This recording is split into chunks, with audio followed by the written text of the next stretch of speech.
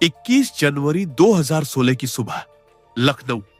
एक औरत लगातार दरवाजा पीट रही थी। सुनिए, दरवाजा खोलिए, मैं मजाक के मूड में नहीं हूं। कोई जवाब नहीं आया। उसकी आवाज तेज होती गई। घर में रेनोवेशन का काम चल रहा था। आवाज मजदूरों तक पहुंची तो उन्होंने दरवाजा खोला। औरत गुस्से में पैर पटकते हुए बच्चे के कमरे में गई। दरवाजा खोलते ही उसके होश उड़ गए। वो चीख पड़ी, हे भगवान! बिस्तर पर उसके पति और 4 साल के मासूम बेटे की लाशें पड़ी थी। आदमी के सिर पर किसी भारी चीज से वार किया गया था। पूरा बिस्तर खून के गाढ़े भूरे दागों से सना था। खूनी शादी के पहले एपिसोड में पढ़िए लखनऊ की स्मिता और उसके फेसबुक फ्रेंड की कहानी। कमरे में पति और बेटी की लाशें पड़ी थी और वह पड़ोस के कमरे में प्रेमी के साथ। साल 2008, Lucknow eye specialist doctor. Rahul Verma की शादी को 6 महीने ही हुए होंगे, लेकिन तलाक की नौबत आ चुकी थी। दुबई में पली बड़ी लड़की जॉइंट फैमिली में एडजस्ट नहीं कर पा रही थी। वही राहुल के लिए परिवार छोड़ना नामुमकिन था। पिता की मौत के बाद बड़े भाई और मां ने राहुल की पढ़ाई में रुकावट नहीं आने दी थी। आदर्श नगर कॉलोनी में राहुल के घर का माहौल अच्छा नहीं था। वे अपनी मां और भाई के साथ रहते थे। शाम का सन्नाटा और ज्यादा बोझिल लग रहा था। बड़े भाई अमित वर्मा ने चुप्पी तोड़ी। शादी में समझौता करना पड़ता है, राहुल ने कहा। भैया, मैंने बहुत कोशिश की, लेकिन वह कुछ सुनने को तैयार ही नहीं है। मां सरस्वती देवी ने पूछा, बेटा, उसे परेशानी क्या है? राहुल, मां, वह जॉइंट फैमिली में नहीं रहना चाहती। उसे लगता है कि उसकी आजादी खत्म हो गई है। अमित, तो क्या तुमने तलाक का मन बना ही लिया है? राहुल ने नजर उठाकर कहा, मैंने नहीं, उसने बना लिया है। उसकी दुनिया अलग है भैया, और मेरी अलग। कमरे में फिर खामोशी छा गई। कुछ ही महीनों में तलाक भी हो गया। राहुल वर्मा की जिंदगी में फिर से खालीपन आ गया था, लेकिन यह ज्यादा दिन का नहीं था। पड़ोसियों से लेकर रिश्तेदारों तक सबको बस एक ही बात याद थी कि लड़का डॉक्टर है। एक शाम अमित ने राहुल से कहा, लखनऊ से एक रिश्ता आया है। राहुल चौंक गया, इतनी जल्दी? अमित, लड़की कुंवारी है, परिवार इज्जतदार है, सबने हालात जान लिए हैं, फिर भी रिश्ता भेजा है। राहुल कुछ देर चुप रहे, फिर बोले, आपने मां से बात की? अमित ने हां में सिर हिलाया। बोले, मां को लड़की पसंद है, स्मिता नाम है उसका। राहुल ने कहा, आप लोगों को जैसा ठीक लगे। अमित ने टोकते हुए कहा, यह तुम्हारी जिंदगी का सवाल है, ऐसे कैसे अलग हो जाते हो? राहुल ने धीमी आवाज में कहा, भैया, पिछली बार भी यही सोचा था। अमित, हर लड़की एक जैसी नहीं होती। स्मिता घरेलू है, सब संभाल लेगी। राहुल, आप लोग देख लीजिए। इतने में सरस्वती देवी कमरे में आई। राहुल की तरफ देखकर बोली, भगवान इस बार सब अच्छा करेंगे। साल 2009, बड़े धूमधाम से राहुल वर्मा की दूसरी शादी हो गई। स्मिता धार्मिक थी। मायके में वह रोज मंदिर जाती थी। ससुराल आई तो यहां भी दिनचर्या वैसी ही रही। स्मिता ने टूटे घर को समेट लिया था। घर वाले खुश थे। रौनक फिर लौट आई थी। राहुल को क्लिनिक से लौटने में अक्सर देर हो जाती थी। उस दिन भी काफी रात हो गई। वह घर आए, खाना खाया और चुपचाप कमरे में चले गए। स्मिता पहले से जाग रही थी। उसने धीमी आवाज में कहा, आज फिर देर हो गई। राहुल, मरीज ज्यादा थे। कुछ देर दोनों खामोश बैठे रहे। फिर स्मिता ने अचानक कहा, एक बात पूछूं? राहुल ने उसकी तरफ देखा। स्मिता बोली, क्या हम अलग नहीं रह सकते? राहुल चौंक गए। अलग? क्या मतलब? स्मिता, मतलब यही कि जहां सिर्फ हम हो। राहुल ने भौहें सिकोड़ ली। ये कैसी बातें कर रही हो? स्मिता मायूस होकर बोली, आप दिन भर क्लिनिक में रहते हैं, कभी जल्दी आते भी हैं तो सबके साथ नीचे बैठ जाते हैं, खाना खाकर ऊपर आते हैं और सो जाते हैं। राहुल, घर में तो ऐसा ही होता है। स्मिता ने नजरें झुका ली। और मेरा क्या? मेरा भी तो हक है। यह कहते हुए उसने अपना चेहरा घुमा लिया। राहुल के सामने एक बार फिर वही सवाल था जो कुछ महीने पहले किसी और ने पूछा था। राहुल ने धीरे से कहा, देखो, मैं घर नहीं छोड़ सकता। दिन बीतने लगे। स्मिता का व्यवहार बदलने लगा। स्मिता पूजा के लिए जल्दी नहीं उठती थी। एक दिन स्मिता और सरस्वती देवी की कहासुनी भी हो गई। सरस्वती देवी के मन में राहुल की पहली पत्नी की यादें लौटने लगी। उसी शाम राहुल क्लिनिक से आए। मां चुप बैठी थी। राहुल ने कारण पूछा।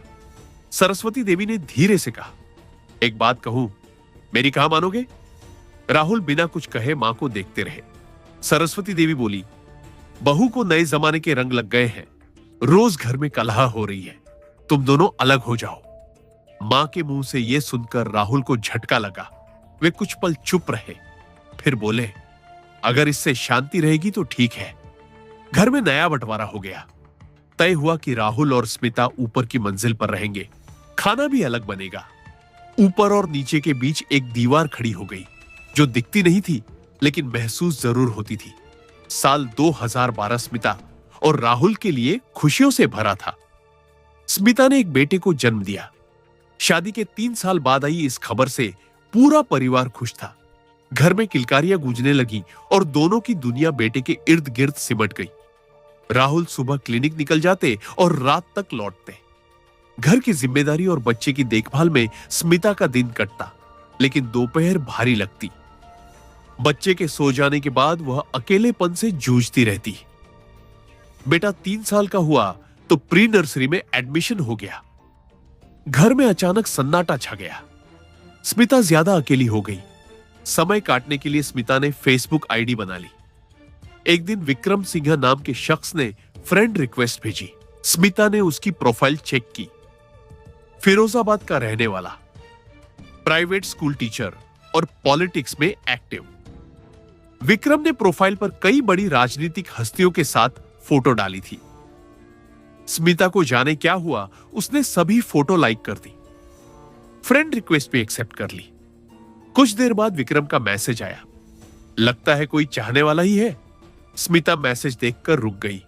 इतने डायरेक्ट मैसेज की उसे उम्मीद नहीं थी। उसने मैसेज सीन करके छोड़ दिया। उधर से भी कोई मैसेज नहीं आया। स्मिता देर तक सोचती रही, फिर जवाब दिया, नहीं, बस आपकी प्रोफाइल पसंद आई। कुछ देर बाद विक्रम ने मैसेज किया, बस प्रोफाइल? स्मिता ने टाइप किया, मतलब? विक्रम, मतलब प्रोफाइल तो मेरी है, फिर आपको सिर्फ प्रोफाइल ही पसंद आई? स्मिता मुस्कुरा दी, फिर कुछ टाइप करते करते रुक गई।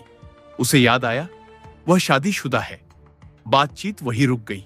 दिन फिर ऐसे ही बीतने लगे। करीब 10 दिन बाद विक्रम का मैसेज आया, मैंने अब देखा कि आप भी यादव है। स्मिता बोर हो रही थी। उसने रिप्लाई कर दिया, मैंने तो रिक्वेस्ट इसलिए ही एक्सेप्ट की थी कि आप यादव हैं। मुझे लगा था शायद कोई रिश्तेदार हो। यहीं से बातों का सिलसिला चल पड़ा। धीरे धीरे दोपहर का वक्त कटने लगा। घर की चुप्पी मोबाइल की स्क्रीन पर खुलती और बातचीत से भर जाती। विक्रम भी शादीशुदा था, लेकिन रोज मैसेज करता। कभी हाल पूछता, कभी अपनी बातें बताता। वह रोज नई पोस्ट डालने लगा। नेताओं के साथ खींची तस्वीरें, बड़ी गाड़ियों के सामने सेल्फी और रुतबे भरे कैप्शन। स्मिता ये देखकर काफी इंप्रेस हो रही थी। बातचीत बढ़ी, भरोसा गहराया। स्मिता धीरे धीरे विक्रम की ओर खींचती जा रही थी। एक दिन स्मिता ने लिखा, आप लोगों का ही जलवा है। विक्रम ने तुरंत जवाब दिया, हां, जलवा तो है। स्मिता ने कुछ देर रुककर टाइप किया, मुझे ऐसे लोग बहुत पसंद आते हैं। खैर छोड़िए, क्या रखा है इन सब में? विक्रम ने कहा, लगता है आपके हस्बैंड आपको टाइम नहीं देते। स्मिता और विक्रम अब तक अच्छे दोस्त बन चुके थे। स्मिता की उंगलियां तेजी से चलने लगी। उसने लिखा, अरे छोड़िए, क्या ही कहूं। विक्रम ने फ्लर्टिंग के अंदाज में लिखा, समय देना भी एक आर्ट है, हर किसी को नहीं आती। स्मिता की तरफ से कोई जवाब नहीं आया। विक्रम ने लिखा, एक बार जिसका हाथ पकड़ लूं, छोड़ता नहीं हूं, चाहे कुछ हो जाए। स्मिता की धड़कनें तेज हो गई। स्क्रीन देखते हुए उसे खुद पर हैरानी हुई। फिर भी उसने कांपते हाथों से लिखा, चाहे कुछ भी हो जाए। विक्रम का जवाब तुरंत आया, हां, सोच रहा हूं आपका हाथ पकड़ लूं, अगर इजाजत हो। बात काफी आगे बढ़ चुकी थी। फेसबुक फ्रेंडशिप और मजाक मस्ती एक्स्ट्रा मैरिटल अफेयर में बदल चुकी थी। नंबरों की अदला बदली के बाद फोन पर घंटों बातचीत होने लगी। कभी कभी वीडियो कॉल भी हो जाती। अब दोनों एक दूसरे से मिलने को बेताब थे। एक दिन यूं ही विक्रम ने कहा, तुम कहो तो सही, लखनऊ कितनी दूर है? अगले ही दिन तुम्हारे सामने होऊंगा। स्मिता बोली, तो आ जाओ। कुछ दिन बाद विक्रम का मैसेज आया, मैं लखनऊ आ रहा हूं। स्मिता ने पढ़कर फोन साइलेंट कर दिया। दिल जोर जोर से धड़क रहा था। अगले दिन विक्रम लखनऊ पहुंच गया। शाम करीब 5 बजे स्मिता अपनी सास से बोली, मां जी, मैं बाजार जा रही हूं, उधर से मंदिर भी जाऊंगी। सास ने पूछा, इस समय मंदिर? स्मिता, हां, कुछ जरूरी सामान लेना है और आज मन भी थोड़ा ठीक नहीं लग रहा, थोड़ी देर लग जाएगी। सरस्वती देवी ने आगे कोई सवाल नहीं किया। वह स्मिता का स्वभाव जानती थी। स्मिता ने बेटे नितिन को भी सास के पास छोड़ दिया। घर से निकलते ही उसने विक्रम को मैसेज कर दिया। जवाब तुरंत आ गया। होटल का नाम और पता साफ लिखा था।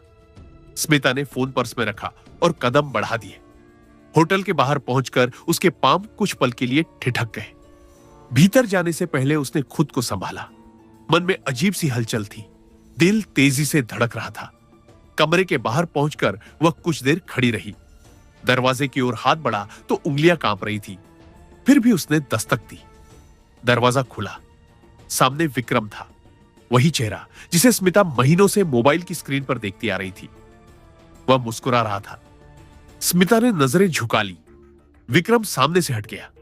स्मिता चुपचाप अंदर चली गई। दरवाजा बंद हुआ। बोरियत से शुरू हुई बातचीत कब आदत बनी और फिर जरूरत, यह स्मिता को खुद पता नहीं चला। उस होटल के कमरे का बंद दरवाजा सिर्फ एक मुलाकात नहीं, बल्कि ऐसे सफर की शुरुआत था जिसका अंजाम से दोनों अनजान थे। स्मिता खुश थी। विक्रम की मौजूदगी उसे भरोसा देती थी। मुलाकातें बढ़ने लगी। विक्रम अक्सर लखनऊ आने लगा। फोन पर बातें और लंबी होने लगी। स्मिता की दुनिया 2 हिस्सों में बंट गई थी। एक तरफ घर, पति और बच्चा, वहीं दूसरी तरफ विक्रम। एक दिन विक्रम ने कहा, हमेशा मैं ही तुमसे मिलने आता हूं, कभी तुम भी तो आओ। स्मिता चौंक गई। पागल हो गए हो क्या? मैं शादीशुदा हूं, फिरोजाबाद नहीं आ सकती। विक्रम, तो क्या हुआ, मैं भी तो शादीशुदा हूं। स्मिता, तुम मर्द हो, किसी बहाने से आ सकते हो, मैं कैसे आऊंगी? विक्रम, मैं कुछ नहीं जानता, इस बार तुमको ही आना होगा।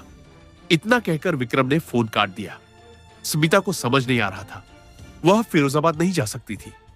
काफी सोचने के बाद उसने विक्रम को मैसेज किया, मैं किसी भी तरह फिरोजाबाद नहीं आ सकती। तुम सिर्फ इतना ही चाहते हो ना कि मैं तुमसे मिलने आऊं, तो मैं लखनऊ आकर तुमसे मिल सकती हूं। लखनऊ में स्मिता का मायका था। वह यहां आसानी से आ सकती थी। विक्रम भी किसी तरह मान गया। उस दिन राहुल घर पहुंचे तो देखा स्मिता बैग पैक कर रही है। राहुल बोले, अरे कहां जा रही हो? स्मिता कपड़े पैक करते हुए बोली, काफी दिन से मायके नहीं गई, सोच रही हूं परसों निकल जाऊं, घर वालों से मिलकर आ जाऊंगी। राहुल ने मजाकिया लहजे में कहा। मुझे लगा कहीं भाग तो नहीं रही। दोनों हंस दिए। स्मिता बोली, नहीं नहीं, इतने भोले भाले पति को छोड़कर मैं कहीं नहीं जा रही। पत्नी को मायके जाता देख राहुल के भीतर प्यार उमड़ रहा था। वे बोले, अच्छा ये बात है, ऐसा क्या पसंद है मुझ में? स्मिता राहुल के गाल खींचते हुए बोली, आपकी मासूमियत। राहुल, बहुत याद आएगी तुम्हारी। स्मिता ने रूठने के अंदाज में कहा, काश जब पास थी तो मिस करते, मैं जाती ही नहीं। राहुल ने स्मिता का चेहरा दोनों हाथों में लेकर माथा चूम लिया, फिर गले से लगाकर बोले, जल्दी आना, तुम्हारे और नितिन के बिना मन नहीं लगेगा मेरा। 2 दिन बाद स्मिता लखनऊ के लिए निकल गई। मायके पहुंचकर उसने विक्रम को मैसेज कर दिया। विक्रम पहले ही लखनऊ आ चुका था। अगली सुबह स्मिता खरीदारी करने के बहाने घर से निकली। बेटे नितिन को घर पर ही छोड़ दिया और सीधे विक्रम के होटल पहुंच गई। एक ही कमरे में सुबह से शाम हो गई। स्मिता ने विक्रम से कहा, मैं तो तुमसे मिलने आ गई, अब तुम में हिम्मत है तो मेरे घर चलो। अब हड़बड़ाने की बारी विक्रम की थी। वह बोला, क्या मैं तुम्हारे घर कैसे आ सकता हूं? बाहर का मिलना ठीक है? स्मिता मुस्कुराकर बोली, इतनी सी बात पर डर गए? तुमसे तो मेरे पति ही ठीक है। हंसी ठिठोली और प्यार के बीच तय हुआ कि विक्रम रिश्तेदार बनकर स्मिता के घर यानी लखनऊ आएगा। यादव है तो किसी को शक भी नहीं होगा। हुआ भी यही। दोनों लखनऊ आ गए। शाम को राहुल घर लौटे तो कमरे में विक्रम को देखकर चौंक गए। स्मिता ने कहा, ये मेरे पापा की बुआ के बेटे हैं। पापा अकेले नहीं आने दे रहे थे तो इन्हें भेज दिया। राहुल बोले, अच्छा अच्छा, इन्हें चाय वाय पिलाई? पहली बार हमारे घर आए हैं। स्मिता, हाँ हाँ, खूब अच्छी खातिरदारी की है, ऐसी कोई ना किया होगा। सभी हंस पड़े। इसके बाद विक्रम स्मिता की ससुराल भी आने लगा। स्मिता का स्वभाव अचानक बदल सा गया था। राहुल उसे कॉल करते तो फोन बिजी आता। घर पर भी स्मिता मोबाइल से चिपकी रहती। राहुल टोकते तो कहते, आपके पास तो टाइम होता नहीं है, अब मैं किसी से बात करना भी छोड़ दूं। विक्रम के साथ स्मिता की नजदीकियां बढ़ रही थी और राहुल से दूरियां। राहुल को शक होने लगा था। एक दिन उन्होंने चिढ़कर पूछा, क्या तुम्हारा कहीं चक्कर चल रहा है? यह सुनते ही स्मिता एक पल को ठिठक गई। चेहरे पर गुस्सा उतर आया। उसने तेज आवाज में कहा, तुम्हें क्या लगता है मैं कैसी औरत हूं? राहुल चुप हो गए। उन्होंने बात बढ़ाना ठीक नहीं समझा, लेकिन शक का बीज गहराई से जम चुका था। घर का माहौल बदलने लगा। राहुल अब छोटी छोटी बातों पर स्मिता को टोकने लगे। देर रात फोन, अचानक बाहर जाना, बातों में चिड़चिड़ापन, सब कुछ उन्हें खटकने लगा। स्मिता भी अब संभल कर नहीं बल्कि खुली बगावत पर उतर आई थी। वह साफ कहने लगी, मुझ पर भरोसा नहीं तो साथ रहने का क्या मतलब? एक दिन राहुल ने स्मिता का मोबाइल चेक करने की कोशिश की। स्मिता ने झपट कर फोन छीन लिया। बात बढ़ी, आवाजें ऊंची हुई। झगड़ा इस कदर बढ़ा कि दोनों घर में रहते हुए भी अलग हो गए। राहुल और स्मिता अलग अलग कमरों में सोने लगे। 10 जनवरी 2016 की दोपहर। दोनों में झगड़ा हुए 2 हफ्ते से ज्यादा हो चुका था। बातचीत अब भी बंद थी। स्मिता अकेले कमरे में बैठी थी। उसके जहन में कई चीजें चल रही थी। तभी फोन बजा। दूसरी तरफ विक्रम था। स्मिता की आवाज में घबराहट थी। विक्रम ने पूछा, सब ठीक है? स्मिता, अभी तो ठीक है, लेकिन ज्यादा दिन तक ठीक नहीं रहेगा। ऐसे कब तक चलेगा? विक्रम, मैं समझ रहा हूं, लेकिन ये बहुत बड़ा रिस्क है। स्मिता तमतमाकर बोली, रिस्क तब है जब हम छुप कर मिलते हैं। अब या तो एक रहेंगे या सब खत्म, बीच का कुछ नहीं बचा। विक्रम चुप रहा। स्मिता फिर बोली, या तो तुम मेरी जिंदगी से चले जाओ या मेरे पति को मेरी दुनिया से हटा दो। विक्रम, तुम्हारी दुनिया से या इस दुनिया? स्मिता, इस दुनिया से। विक्रम, पक्का? फिर पीछे हटने का कोई रास्ता नहीं रहेगा। स्मिता, पीछे हटने को कुछ बचा ही नहीं। वो रहा तो हम कभी साथ नहीं हो पाएंगे। दोनों चुप हो गए। फिर विक्रम की आवाज आई, ठीक है, बताओ कब और कैसे करना है? 20 जनवरी की रात। कॉलोनी में शादी थी। राहुल पूरे परिवार के साथ जा रहे थे। बेटा नितिन भी साथ था, लेकिन स्मिता ने जाने से मना कर दिया। यह प्लानिंग का हिस्सा था। विक्रम सुबह ही लखनऊ पहुंच चुका था। घर वालों के जाते ही वह स्मिता के घर आ गया। पूरा घर खाली था। दोनों ने इसका फायदा उठाया। विक्रम और स्मिता हमबिस्तर हुए। रात करीब 12 बजे राहुल शादी से लौटे। स्मिता का कमरा अंदर से बंद था, इसलिए बेटे को अपने ही कमरे में सुलाने ले गए। स्मिता अपने कमरे में बैठी बाहर की आहट ले रही थी। उसे इंतजार था कि कब घर वाले गहरी नींद में सोए और वह अपना काम करे। रात करीब 1:30 बजे स्मिता ने विक्रम को जगाया। उठो, वो आ गया। विक्रम बुरी तरह थका हुआ था, गहरी नींद में था। स्मिता ने विक्रम को जोर से हिलाया। कपड़े पहनो, वो आ गया है, चलो काम खत्म करते हैं। विक्रम की नींद अचानक खुल गई। कुछ देर बाद दोनों कमरे से बाहर आए। स्मिता आगे चल रही थी। उसने धीरे से राहुल के कमरे का दरवाजा खोला। वह बेटे की तरफ करवट लेकर सो रहे थे। स्मिता अंदर घुसी। विक्रम भी उसके पीछे था। सर्दी की उस रात अजीब सा सन्नाटा था। स्मिता राहुल के सिरहाने पहुंची और आहिस्ता से रजाई को हटाया। विक्रम आगे बढ़ा। उसके हाथ में हथौड़ा था। उसने पूरी ताकत से वार किया। हथौड़ा राहुल के सिर में धंस गया। आवाज निकालने की कोशिश तक नाकाम रही। विक्रम ने हथौड़ा खींचकर निकाला और बिना रुके दूसरा वार किया, फिर तीसरा और चौथा। कमरे में कुछ ही पलों में सन्नाटा छा गया। 1 मिनट से भी कम समय में सब खत्म हो चुका था। राहुल की लाश और बिस्तर पर फैला खून उस फैसले की गवाही दे रहा था जिसे अब बदला नहीं जा सकता था। तभी उस सन्नाटे को चीरते हुए हल्की सी आहट हुई। हथौड़े की आवाज से 4 साल का नितिन जाग गया था। बच्चा सहम गया। वह रोता हुआ स्मिता से लिपट गया। स्मिता के हाथ कांप रहे थे। वह बच्चे के सिर पर हाथ फेरती रही, जैसे उसे चुप करा रही हो। स्मिता ने विक्रम से पूछा, अब इसका क्या करें?